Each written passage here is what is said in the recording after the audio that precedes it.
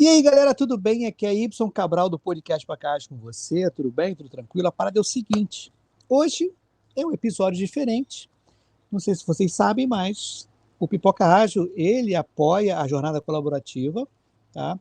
E o episódio de hoje é com relação a um livro da jornada colaborativa, que é justamente falando sobre inteligência artificial. E eu tenho dois convidados aqui, na realidade não é uma convidada, é uma co-host aqui, né? Ela frequenta direto aqui, que é a Cris Valente, ela que é idealizadora, curadora, coordenadora, tudo do livro aí. E eu vou chamá-la para ela contextualizar a gente do nosso outro convidado, tá bom? Cris, entre no palco do Pocágio. Oi, Ibson, tudo bem? Tudo bem, tudo Estamos jóia. aí mais uma vez, Ibson. Que bom, Isso. muito bom estar aqui com você no Pipoca Ágil. Ibson, eu tenho até um pouco de dificuldade de falar sobre esse meu entrevistado, porque eu comecei conhecendo ele de uma forma bem inusitada. Eu entrei no site da PUC, achei interessante a linha de pesquisa que ele atuava e me candidatei para uma vaga de uma bolsa de doutorado. E dali, com o Muniz conversando, surgiu a ideia do livro. E eu falei, eu vou trazer ele para ele escrever um livro com a gente, porque eu acho que ele é um cara muito bom no que faz. Então, o nosso convidado de hoje, eu tenho a honra de apresentar o professor Marcelo Graglia. Ele é coordenador do TID, da PUC São Paulo, né, do mestrado, doutorado. Enfim, a gente vai conversar um pouquinho sobre os projetos de inteligência artificial. Pode Beleza, entrar. vou chamar ele ao palco do Pocágio. Boa noite, professor, tudo bem? Oi, Y, boa noite, tudo bem? Boa noite, Cris. Prazer estar aqui com vocês. Legal. Boa noite.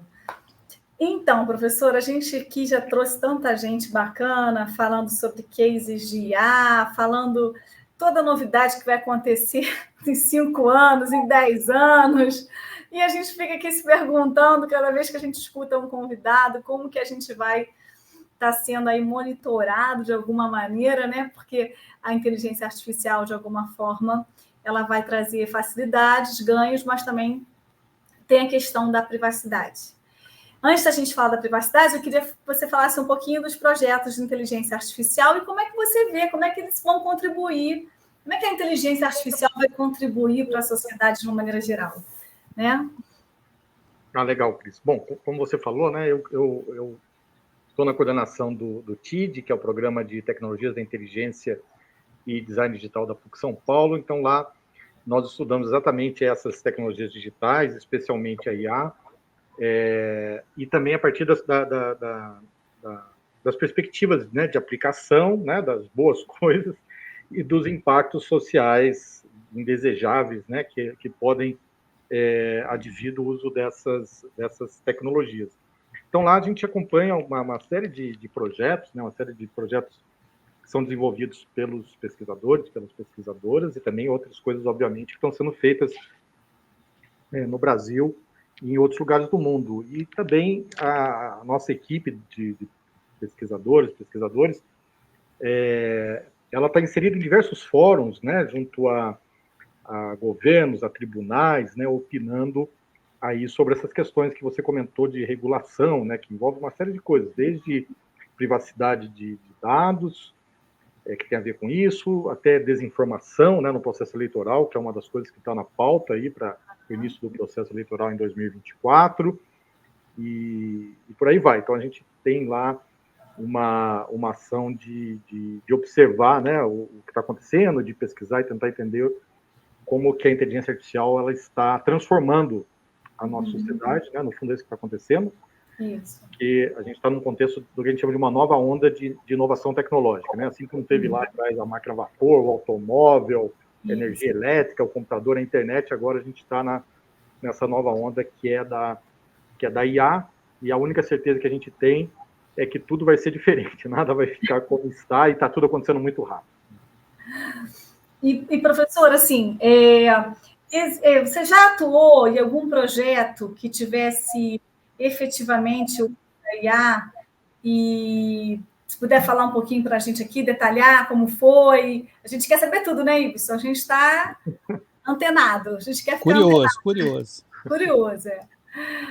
A interessante dos projetos de IA é que eles estão acontecendo agora, começando de uma forma mais intensa, em vários campos, né? Você tem projetos acontecendo nas empresas, e os projetos de IA estão associados aos projetos de transformação digital, né? Claramente a IA é uma das tecnologias habilitadoras desses processos de transformação digital, não é a única, mas é uma muito importante. Então, no caso, né, então esse é um campo, né, vou falando um pouquinho desse campo. Então, esse é o campo do uso da IA em processos de transformação digital em empresas.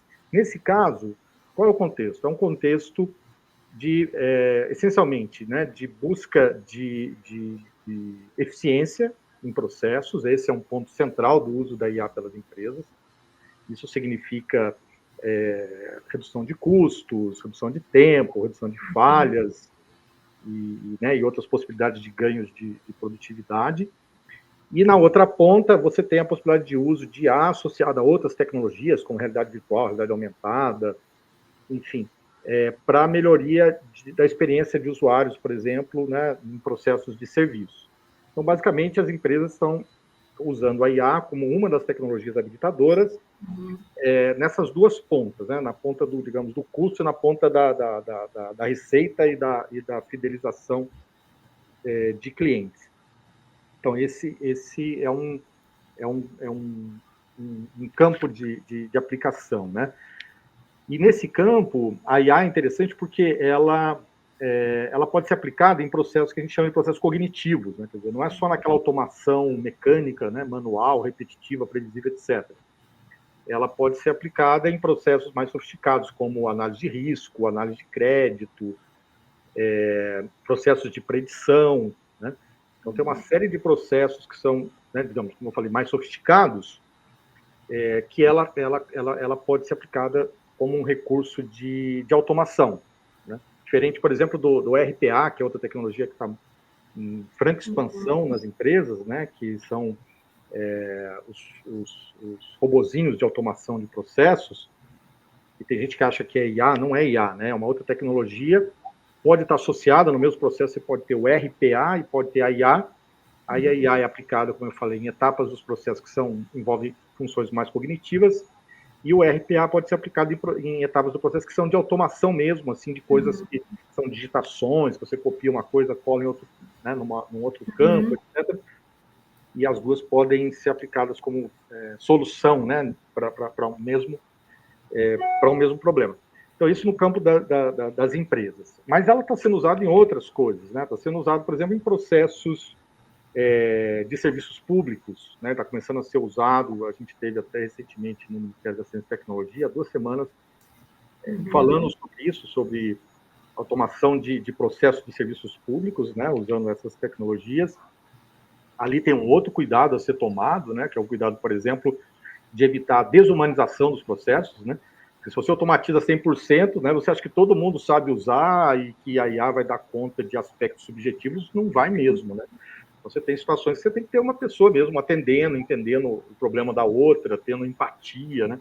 É verdade. Então, muito claro aquilo que faz sentido usar essas tecnologias e aquilo que não faz sentido, né? Eu acho que esse é o grande cuidado a ser tomado. E também nos processos de educação. Em um outro campo, por exemplo, é a IA sendo usada em universidades, em escolas também de ensino fundamental. Agora está uma discussão bem interessante, o quanto que ela ajuda, né? O quanto pode ajudar, o quanto que traz problemas.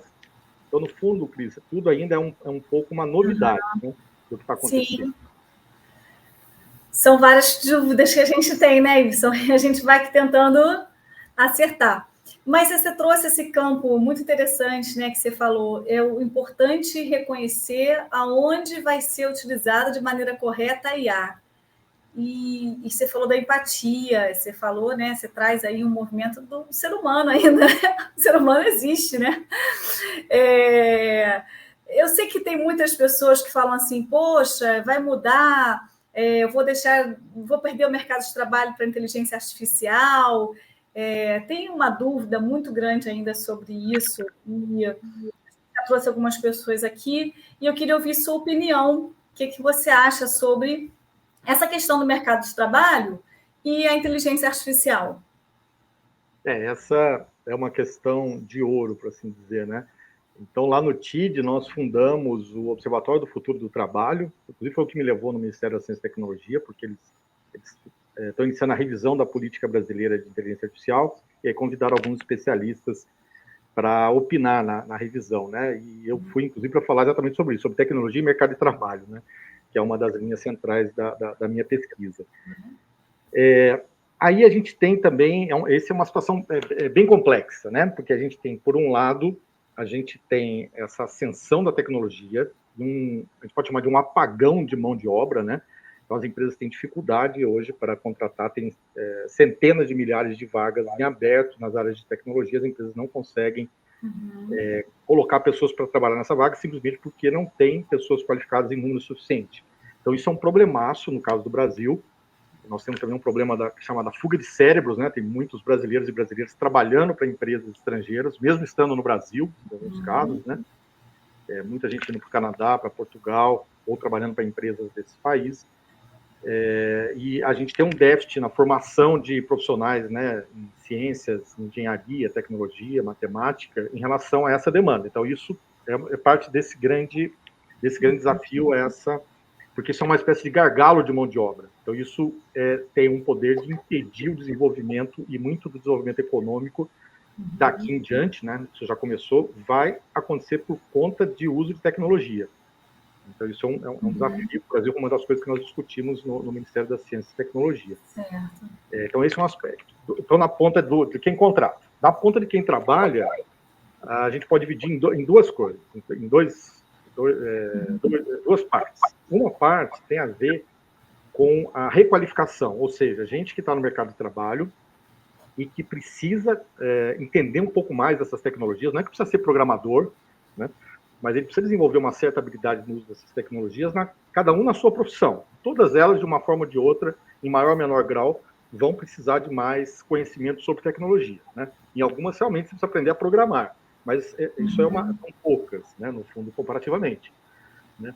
Nas nossas, por exemplo, a gente vai aprender a ser um bom usuário, por exemplo, entender a lógica da tecnologia e a aplicação da tecnologia, né?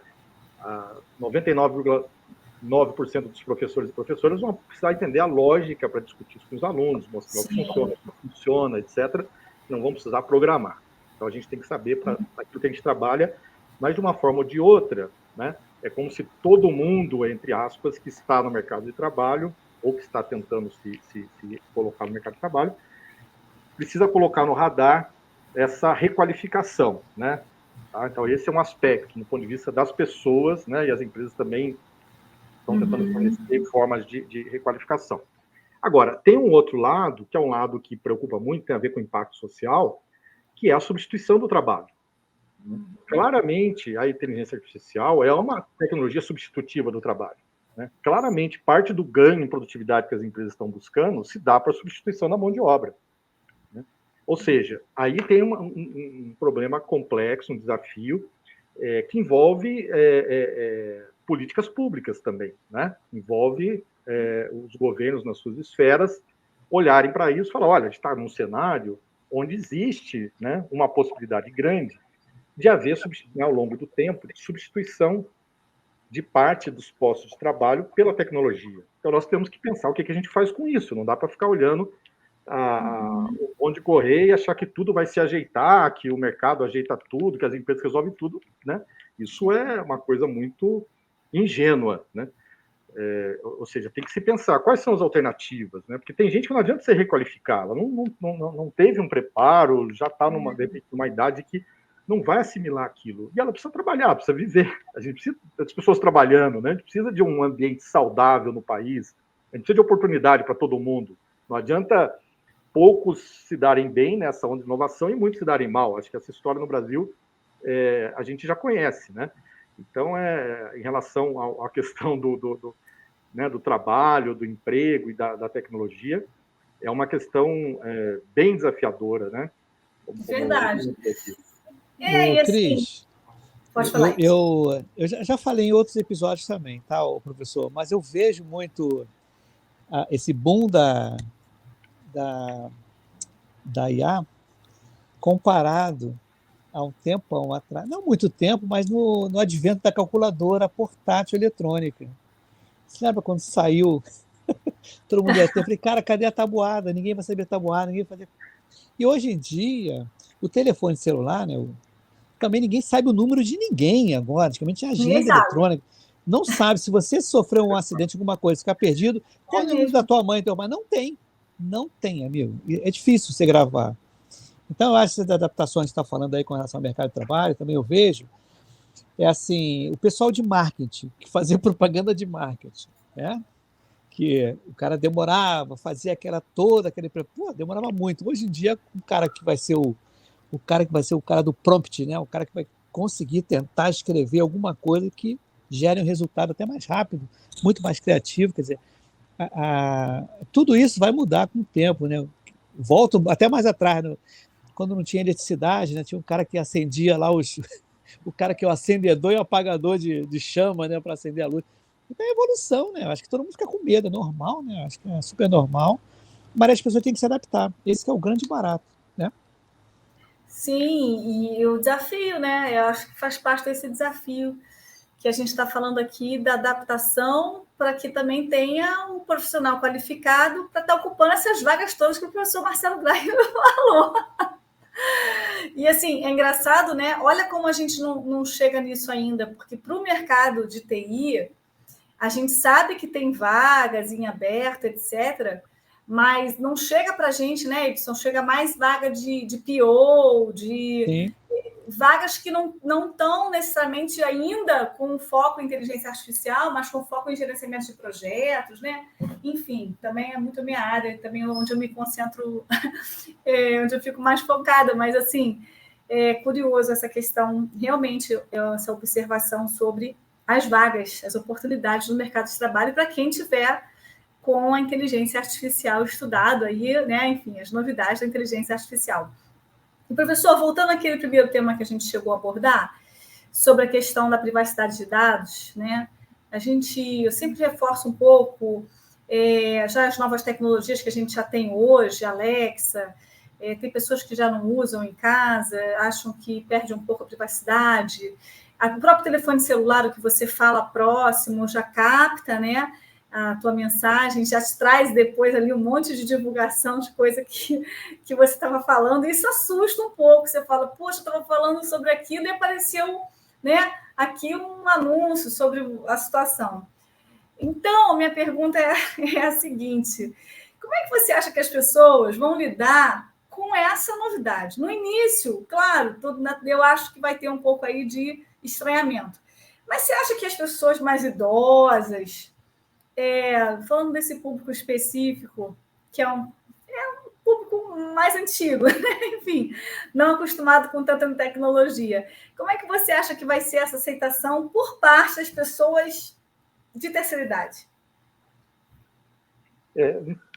Bom, essa questão, né, também é interessante, né, falando da privacidade, né, esse é uma das coisas, porque a gente está essa onda da IA, ela tem uma diferença das anteriores, que é a velocidade.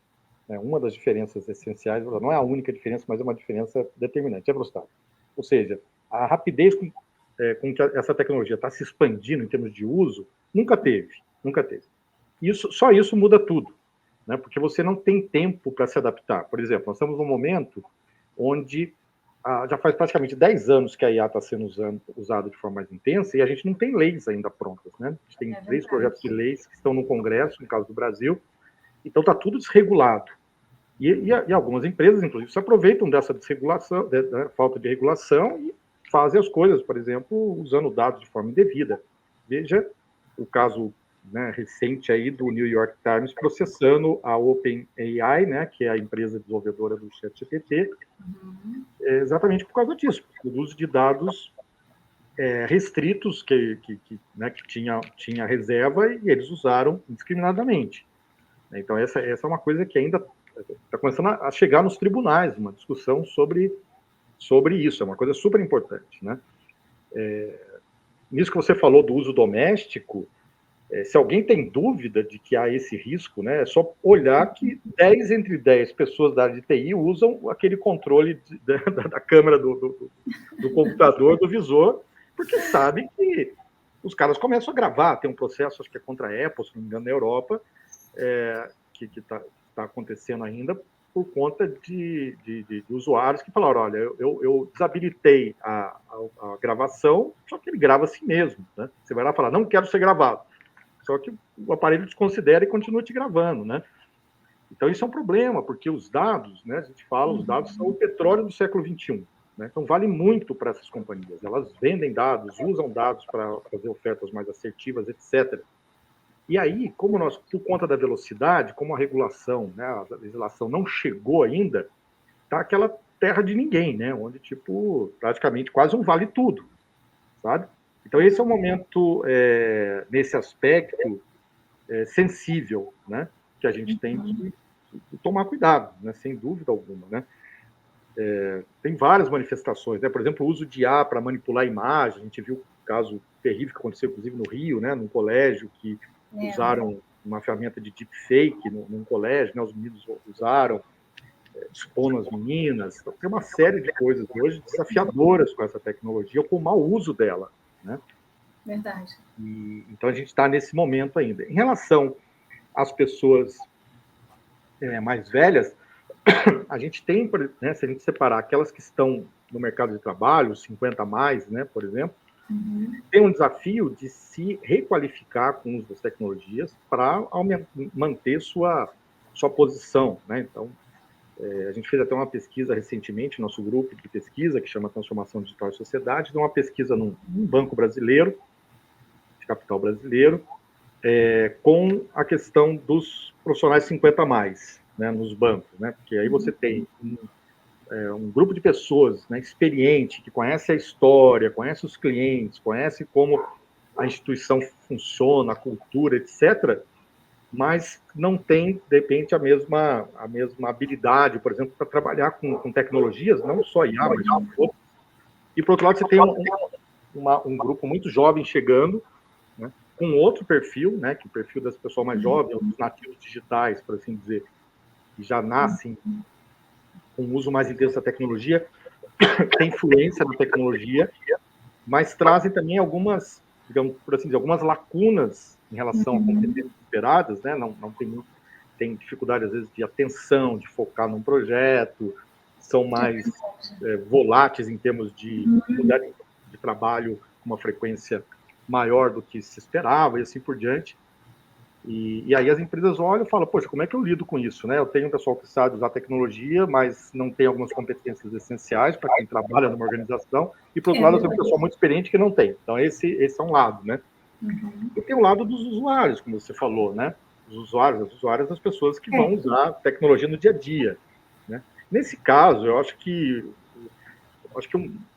a resposta talvez seja, pensando na tua pergunta, de o que aconteceu com as redes sociais, né? O que aconteceu, na verdade, é que as pessoas mais velhas, sei lá, eu pego a minha mãe, por exemplo, ela usa mais e melhor do que eu, né? Então, acho que se adaptam, sabe? Vão se adaptando, começam a curtir aquilo e vai aprendendo, né? Legal, enfim, eu também acho. É um público especial, né? Que tem questões desafiadoras, na questão da fraude, né? Que é um público que não está muito acostumado com isso, né? É mais suscetível, por exemplo, à fraude. Então, valeria você ter programas não sei se a palavra é educação, mas pelo menos de informação sobre isso, ó, cuidado com isso, cuidado com aquilo, né? Mas tendem a ser usuários, sabe? Legal. Muito bom, professor. Ibson, tem algum questionamento aí para o final, para a gente encerrar com o professor? Eu acho que está tranquilo. Eu acho que a gente conseguiu abordar várias coisas legais aí. Achei bem bacana mesmo a sua presença aqui. Professor, muito bacana mesmo. Tem uma coisa que eu não respondi. Oi, Ibson, perdão. Tem uma coisa que eu não respondi, se não tiver um tempinho, na pergunta da Cris. Ela perguntou de projetos, eu falei algumas coisas e não respondi. Eu vou falar de 2 projetos interessantes que a gente acompanhou. Nós não participamos deles diretamente, mas a pessoa que desenvolveu é ligada ao nosso grupo de pesquisa, que é o uso de IA em museus, né? Então, a gente tem 2 exemplos interessantes. Que foi um projeto, terminou, que foi na Pinacoteca do estado de São Paulo, né, onde desenvolveu-se uma IA, e ela foi colocada em algumas obras de arte, né, e aí as pessoas, foi treinada, tem todo o processo de treinamento da IA, e aí as pessoas chegavam e faziam perguntas para as obras, podia ser um quadro, por exemplo, de Cavalcanti, a pessoa chegava e perguntava, poxa, por que ele está triste, né, o personagem que estava pintado, né?